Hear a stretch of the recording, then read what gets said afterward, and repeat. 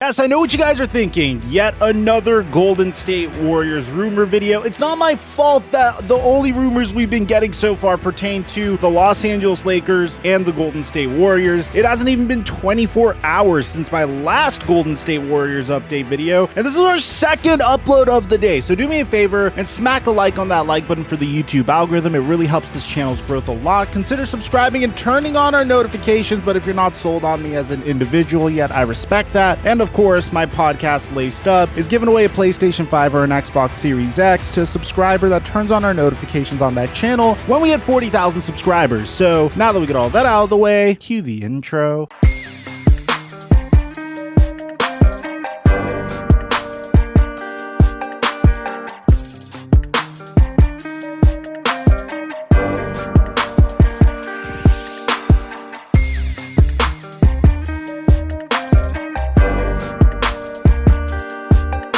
Mic check 1 2 1 2. What's going on, everybody? So this is some crazy news here because this is something that I personally have been hyping up for the past couple of weeks because it's probably the most plausible rumor that we're going to get the entire offseason. It's the most likely blockbuster trade that's going to happen this offseason. And this rumor is gaining more and more steam because it's not coming from just one person. It's coming from multiple sources, and a few of them are actually quite reputable. So if you guys have been watching my latest videos on the Golden State Warriors, you'd know that they're in a very awesome situation. They have Klay Thompson hopefully coming back, and we don't really know what type of player he's going to be because bear in mind, he tore his Achilles after recovering from an ACL. Both of those injuries typically kill NBA player careers and kill any player's athleticism, but thankfully, Klay Thompson doesn't really depend on his athleticism to succeed at the game of basketball. So the jury's out in regards to how successful Klay Thompson can be and how good he's going to be once he comes back. But needless to say, regardless, the Golden State Warriors are going to get him back, and no matter what, he's going to definitely improve that team. When Klay Thompson returns, he's going to have a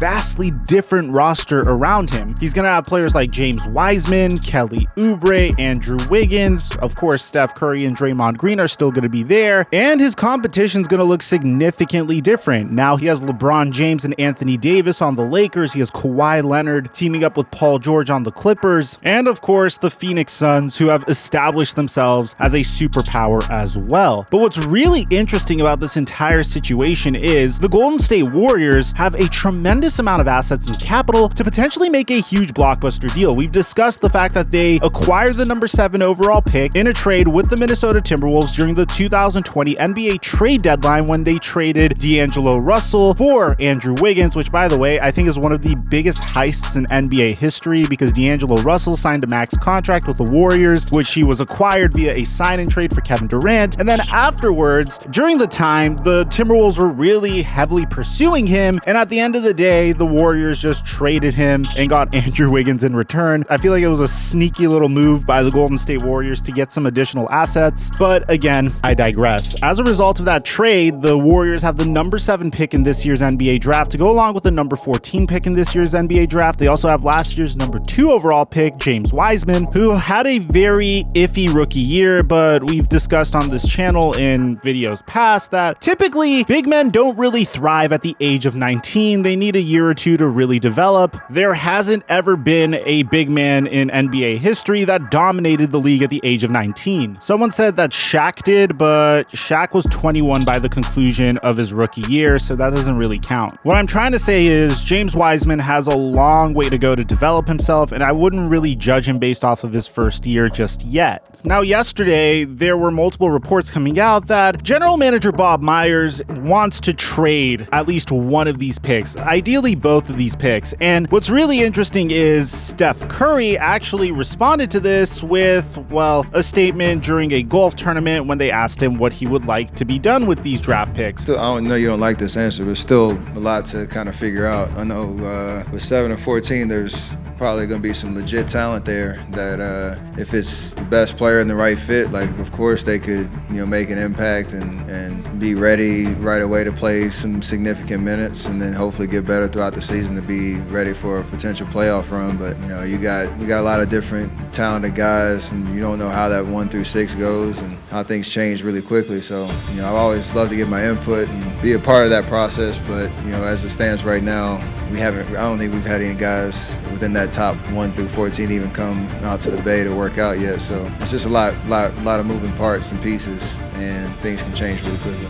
So all signs are pointing towards the Golden State Warriors swinging a blockbuster trade to really make the most out of this transcendent core that they've been able to assemble together via just really good drafting over the past decade. And well, apparently the Golden State Warriors big three, and this is according to Marcus Thompson II of The Athletic. You guys know my crush for The Athletic. Apparently the big three, the Warriors trio of stars, Steph Curry, Draymond Green, and Klay Thompson, have made it clear to management that they want the franchise to focus on the pursuit of a championship, even to consider using their 2 lottery picks to get someone who can help immediately, sources confirmed. Warriors general manager Bob Myers said their goal this offseason is to add more of a veteran presence. Now, the article continues saying that should the Warriors go that route, Bradley Beal, the Washington Wizards guard, who made the All-NBA third team, is deemed to be the best player and best fit for the Warriors amongst the players who could potentially be available this offseason. Now, look, I do agree that this is an attainable move. If you're the Washington Wizards and an opportunity to snag 2 lottery picks comes up for a player that could potentially leave you next year, if you look at what the Rockets got in return for James Harden, this is a bargain of a deal. You're getting tremendous value in return if you were to decide to move on from Bradley Beal right now. But to be honest, one of the things I don't like about this article is I think Bradley Beal is far from the best fit for the Golden State Warriors, because ideally the player that the Warriors would pursue would be a superstar wing, and I don't really think there's any star wings available. Originally, we all thought Kawhi Leonard may consider the Golden State Warriors, but the Clippers ended up making a tremendous run in the NBA playoffs this year, all the way to the conference finals, within a few games of the NBA finals without Kawhi Leonard. So you factor that with the fact that Kawhi Leonard went to LA originally because he wanted to form his own team in his hometown, and I don't think Kawhi Leonard's ever going to leave the Clippers. He may opt out, and we're going to make a video on him opting out at some point, but he's not going to leave to potentially put himself in a better situation to win a championship when he's already won championships with 2 other teams. Now, the key word here is available. Bradley Beal to this point publicly has held firm in his stance that he would not request a trade from the Wizards, and he has 2 years left on his deal worth $71.8 million,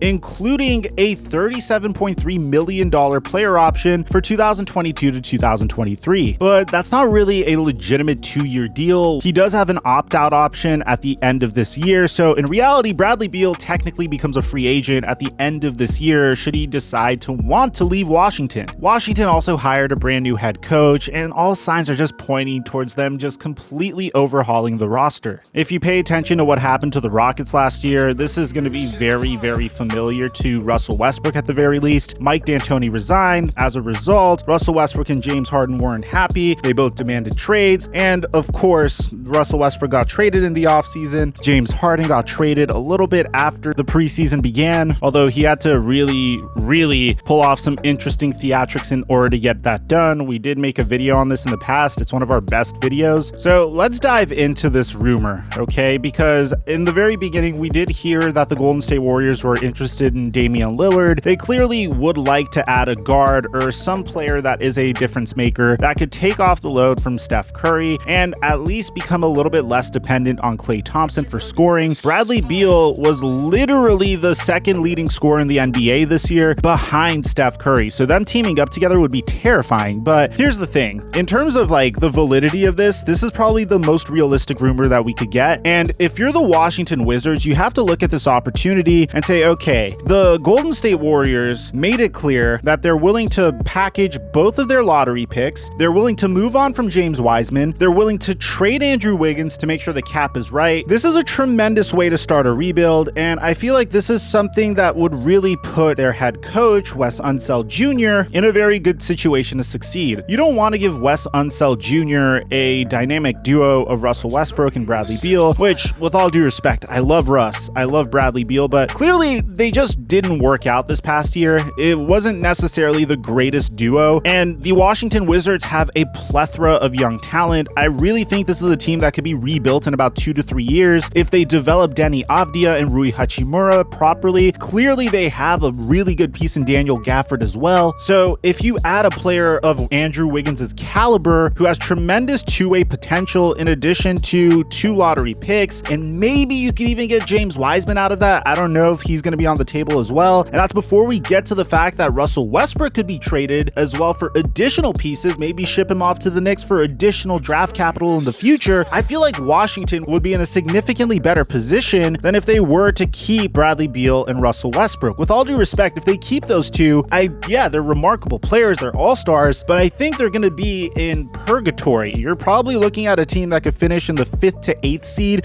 maybe another play-in year. So it makes sense for the Washington Wizards to consider trading Beal, especially because if this gets ugly the way it got ugly for James Harden, and I said this about James Harden before he officially demanded his trade, then you'll have significantly less leverage and you could be in a position where you get swindled for your star player. Like, the Rockets did whatever it took to try to convince James Harden to play with a duo of John Wall and DeMarcus Cousins after they both tore their Achilles, and ultimately James Harden would get traded to the Brooklyn Nets. And the return that they ended up getting as a result for a player of James Harden's caliber was Dante Exum, Avery Bradley, Kelly Olynyk, DJ Augustine, and DJ Wilson, and a pick swap, which is a disgusting return considering the type of player James Harden was. So even if Bradley Beal isn't demanding a trade, Washington needs to move on this quickly, because the moment he comes out and demands a trade, that's when you begin to lose a little bit of leverage. Maybe talk to Bradley Beal in private and say, hey, we appreciate what you've done for our franchise. Would you be interested in this potential move? So let me know in the comment section down below what you guys think about this rumor. Do you think Bradley Beal is going to start the year next year as a Washington Wizard, or do you think he's going to move on to a team like the Golden State Warriors? Frankly, I don't think there's another team that he could be traded to. Yes, I'm a Laker fan. I'd love to see him on the Lakers, but just being realistic, I don't really think there's much that the Lakers could give up for a player like Bradley Beal. Aside from that, I'm your boy Mike, and I'm dropping our mic until our next upload.